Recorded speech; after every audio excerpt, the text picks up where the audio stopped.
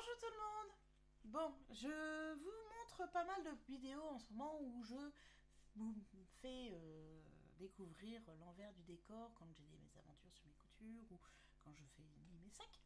Mais je me suis aperçue que finalement je m'étais jamais présentée à vous. Voilà, donc je dis que j'allais essayer de faire une petite vidéo. On va voir combien de temps elle dure, mais on va essayer de faire petit. Donc moi c'est Céline et j'ai créé Zip et Coup en juin 2023. C'est une micro-entreprise que j'ai lancée un peu par hasard. Je suis un peu arrivée par hasard aussi dans la couture, c'est que je n'avais jamais réellement fait de couture avant d'arriver à Tahiti. En 2008, là-bas, il y avait tellement de beaux tissus que j'ai acheté ma première machine à coudre là-bas et j'ai commencé à faire quelques petits objets. Et à mon retour en France, j'avais un peu moins de temps. Donc j'ai mis de côté ma machine à coudre et elle est ressortie que réellement pendant la période de Covid, puisque comme tout le monde, bloqué à la maison, j'ai commencé à faire les masques pour les enfants, pour moi, pour mon mari. Et puis, c'est vrai que ça a été une période où il y avait pas mal de petits challenges de couture, style pour des vêtements, pour des choses comme ça. Et j'ai tenté de me faire des vêtements. J'en ai fait un petit peu, mais ayant une morphologie un petit peu atypique, j'ai beaucoup de mal avec les patrons parce que les patrons ne sont pas obligatoirement adaptés à moi et dans ces cas-là, faut crader, faut ceci, faut cela. Et moi, je ne sais pas faire et ça m'a vite saoulée. Mais dans le même temps, il y avait aussi des challenges. J'ai découvert des challenges de couture, mais pour faire des pochettes, pour faire des sacs et pour faire des sacoches, des pochettes à souffler, etc. Donc, j'ai commencé à suivre ces challenges gratuits via Sécan. J'ai commencé à suivre ce qu'elle faisait et j'ai commencé à faire ma première pochette, qui était une pochette homme que j'ai fait pour mon père. Et ça m'a tellement plu cette aventure que je me suis inscrite à son académie. Donc avec son académie, j'ai appris énormément de choses et ça m'a de plus en plus plu de faire des sacs. Donc j'ai commencé à faire un sac pour ma soeur, pour Noël. Euh, j'ai fait un porte-document pour mon beau-frère donc, et la sacoche de mon père. Vous allez me dire ma mère. Ma mère, en fait, ma mère, elle a eu un autre sac qui vient pas de ses camps, qui vient d'un bouquin, mais c'est un sac à tricot, puisque ma maman tricote et ma maman me fait mes pulls. Donc j'en profite, je lui fais un sac à tricot, comme ça elle peut mettre ses pelotes, elle peut mettre ses aiguilles, ses encours, enfin tout ce qu'elle peut, et peut le transporter quand elle part en voyage ou quoi que ce soit. Voilà. Donc, avec l'académie Séquent, j'ai commencé à faire des petites choses comme la pochette à souffler. Ça, c'est un modèle que j'adore faire. Ou alors mon sac à main. Donc, le sac à main, qui est un modèle qui est pas mal demandé aussi. Et quand j'ai commencé à montrer un petit peu ce que je faisais, j'ai des gens qui m'ont passé commande en fait. Euh, et qui me disaient, de toute façon, on te payera, on te payera. Et j'ai commencé à cogiter en me disant, oui, mais si on me dit on me paye, c'est pas vraiment légal. Je fais du black. Alors, et vu que ça fait longtemps que j'aime bien le domaine des loisirs créatifs, que je me suis dit, est-ce que ça vaut le coup de se lancer, pas de se lancer, etc. Donc, je me tâtais, et c'est mon mari qui m'a dit, écoute, lance-toi, ça ne te coûte rien, lance-toi. Donc, c'est parti comme ça, et comme je suis salariée, automatiquement, je dois demander l'autorisation. Donc, j'ai demandé un cumul d'activités qui m'a été accordé. Donc, au 1er juin 2023, officiellement, Zipeku est né. Alors, c'est pareil, le nom de Zipeku a eu du mal à se trouver. Lui aussi, il est un peu original. C'est que je cherchais quelque chose d'original parce que j'avais pas envie de partir dans les noms de boutiques comme Fait ceci, Fait main, Fait des croix. Alors Fait des croix, c'est mon blog et c'est ma page publique sur Facebook parce que je faisais à l'époque beaucoup de broderie. Donc j'avais cette page, mais le problème c'est que quand on tape Fait quelque chose avec la couture, il y en a 500 000 qui sortent sur Google. Donc je voulais trouver quelque chose qui soit complètement différent et qui soit unique et puis amusant. Donc un jour j'étais en com avec une amie à moi Et puis, on parlait justement de ce que j'étais en train de faire à ce moment-là. Et puis elle me dit, mais t'arrêtes pas de me parler de zip. Mais c'est quoi un zip? Donc je lui dis, un zip c'est ça. Voilà. En fait, un zip, c'est une fermeture éclair au mètre. Moi, je n'achète que des fermetures éclair au mètre parce que pour beaucoup de mes créations, les tailles sont pas standards. 23 cm, 42 cm, 55 cm. Voilà. Donc, les acheter au mètre, c'est plus facile, mais ça s'appelle dans ces cas-là un zip. Et d'un seul coup, j'étais en train de réfléchir, un zip, zip et coup. Et elle me dit, oh, j'adore. Donc j'ai dit, bon, allez, je tape sur Google, je regarde, et zip et coup, ça n'existait pas. Donc j'ai dit, banco, c'est pour moi. En plus, je suis fan de La Belle et la Bête, dont le petit personnage Zip, la petite tasse. Donc je dis, voilà, c'est un cumul un peu sympa. Voilà. Donc ma boutique, elle a pour particularité que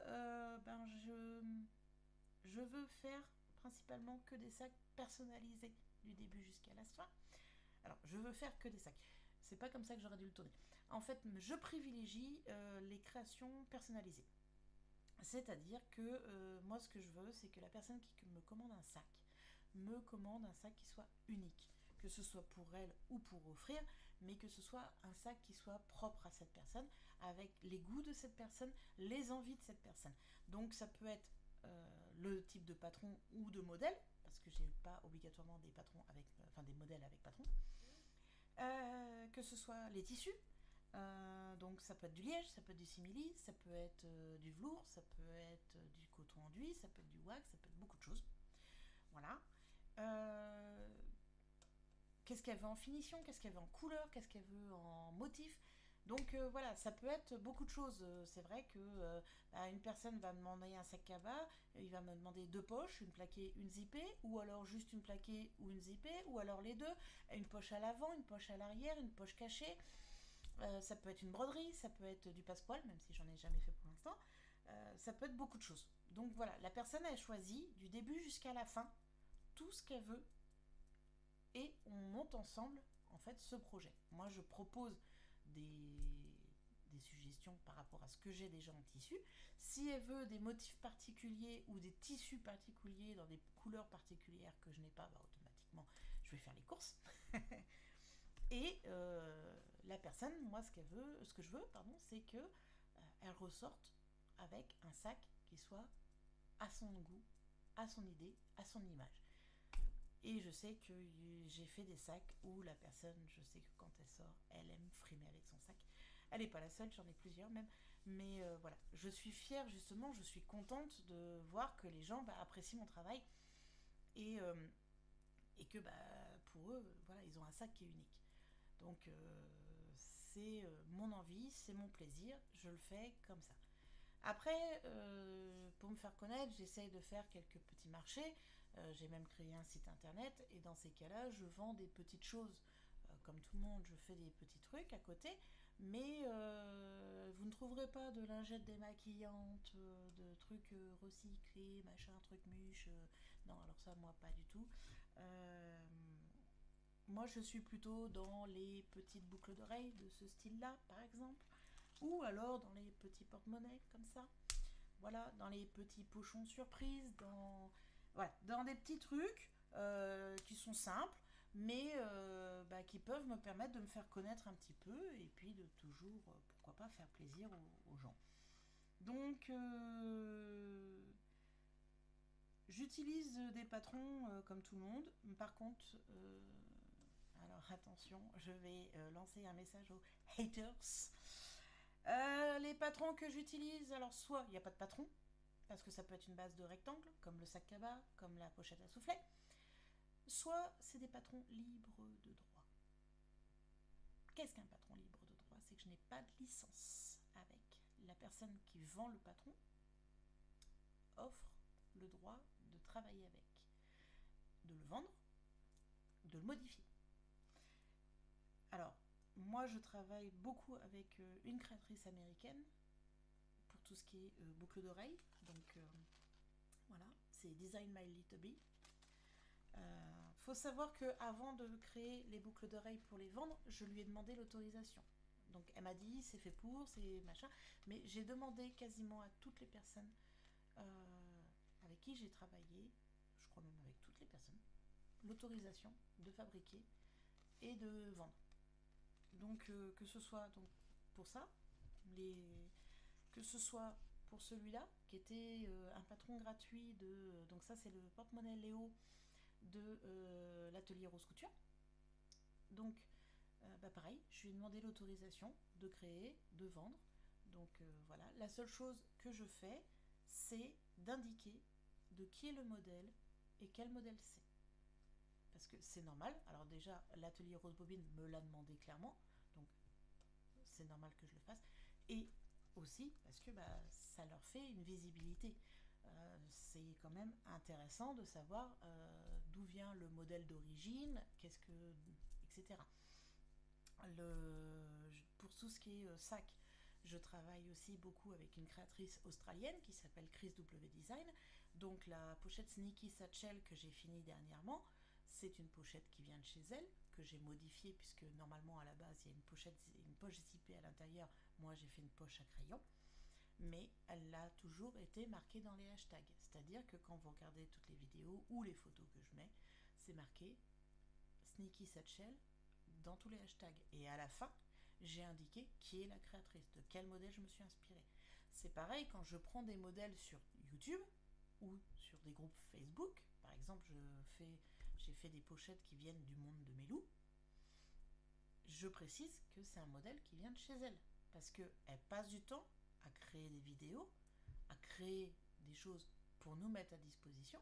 Il faut savoir que tout ce qui est sur YouTube, tout ce qui est sur Facebook, c'est libre de droit. À partir du moment où c'est sur Internet, on ne peut pas demander de licence. Donc là, le minimum, c'est aussi que moi, je dise, voilà, j'ai créé à partir de ce modèle-là, voilà, je vous donne l'information. Si ça intéresse, ça intéresse. Si ça intéresse pas, on s'en fout. Voilà. Mais c'est normal que je précise aux gens avec qui je travaille. Chris W Design, j'achète ses patrons, elle les met en libre droit, donc dans ces cas-là, c'est normal que je lui fasse une visibilité aussi derrière. Le jour où j'arriverai à faire mes propres patrons, je verrai peut-être les choses différemment. Mais pour l'instant, tant que j'utilise les patrons des autres, je fais en sorte de donner un petit peu de visibilité aux autres. Voilà. Donc, en fait, voilà, c'est tout ce que je dirais que j'ai à dire. Pour me présenter, bon, j'ai dépassé les 10 minutes, hein, j'en suis désolée, j'espérais faire un peu moins, mais voilà. Donc, j'espère que cette petite présentation vous aura permis de me connaître un petit peu plus, de comprendre mon fonctionnement. Et puis, je vous dis à la prochaine, parce que je vais commencer un nouveau sac. Donc, vous aurez les vidéos au fur et à mesure. Voilà, ciao, bisous!